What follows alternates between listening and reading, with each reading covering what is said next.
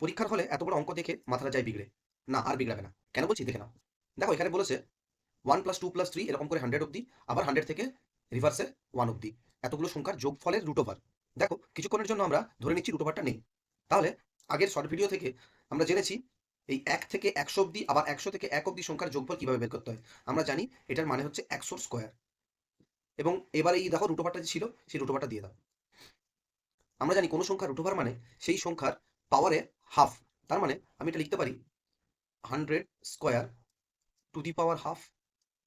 যদি আমরা এটা লিখতে পারি তাহলে এটাও লিখতে পারি, যখন আমরা ব্র্যাকেট তুলে দেবো তাহলে পাওয়ারে পাওয়ারে গুণ হয়ে যাবে, তাহলে 100 স্কোয়ার গুণিত হাফ, এই দুই দুই কেটে গেল, তার মানে 100 to the power 1 equal to 100। মোদ্দা কথা হলো এটাই, যখনই এরকম সংখ্যা থাকবে যেখানে একটা স্কোয়ার থাকবে এবং সেই সম্পূর্ণ সংখ্যাটির উপর একটা রুট ওভার থাকবে, তখন রুট ওভারটা কেটে যাবে এবং স্কোয়ারটা কেটে যাবে। অ্যান্সার হয়ে যাবে ভেতরে যেই সংখ্যাটি থাকবে সেই সংখ্যাটি।